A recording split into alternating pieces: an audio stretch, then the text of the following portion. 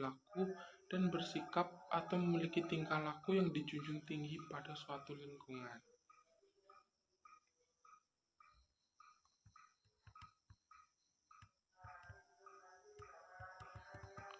Contohnya, akhir-akhir ini banyak sekali remaja yang memiliki perilaku yang merugikan orang lain.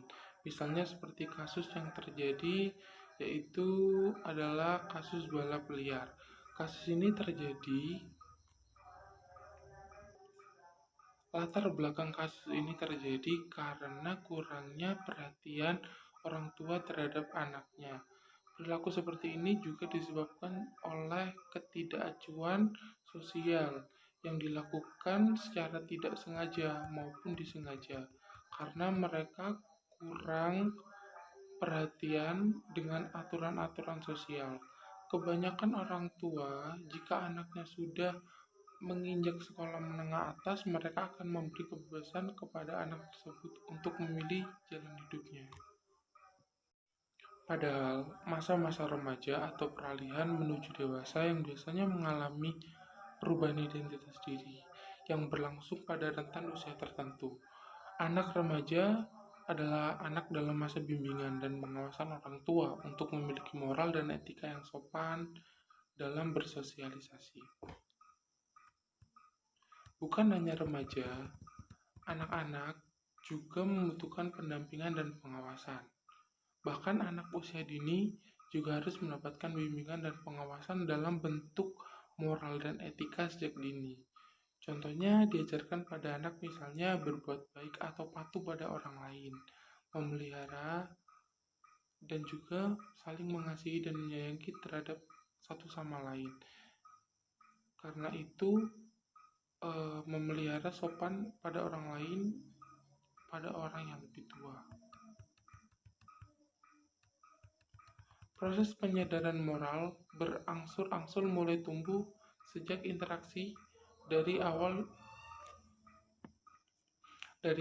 seperti larangan, suruhan, kecaman, bahkan celaan, atau merasa sebab akibat dari apa yang dia perbuat. Mungkin sesuatu yang menyenangkan bahkan mengecewakan baginya. Anak akan sadar bahwa perbuatan atau perilaku yang dia lakukan itu pasti memiliki efek atau sebab akibat dan betapa pentingnya moral dalam berinteraksi dengan orang lain.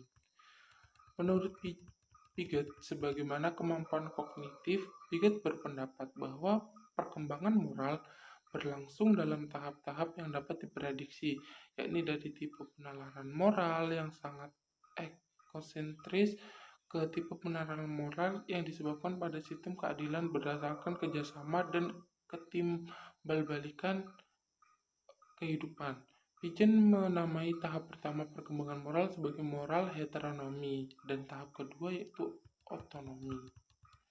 Heteronomi berakhir pada usia 5-6 tahun. Seorang anak belum bisa melihat tingkah laku dari identitasnya. Jadi anak hanya bisa melihat bahwa baik buruknya tingkah laku adalah akibat fisik yang harus diderita seseorang.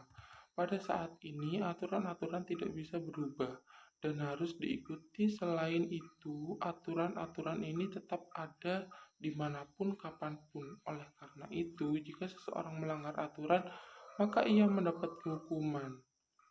Orang tua, misalnya dari orang tua, guru, dan sebagainya. Ketika anak melanggar aturan dari orang tua, seperti tidak boleh bermain PS lebih dari 2 jam tanpa seizin orang tua akan menghukumnya dengan cara selama seminggu tidak boleh bermain PS. Contohnya seperti itu. Sedangkan pada otonomi, pada saat ini seseorang anak masih belum bisa melihat tingkah laku dari identitasnya. Awalnya seseorang anak belum bisa mengerti bahwa aturan-aturan sosial bisa berubah-ubah sesuai dengan kesepakatan kelompok. Kemudian pada tahap ini seorang anak sudah mulai bisa menunjung kejujuran, keadilan, dan aturan-aturan sebagai suatu dasar untuk melakukan hubungan dengan orang lain. Dalam mencapai tujuan,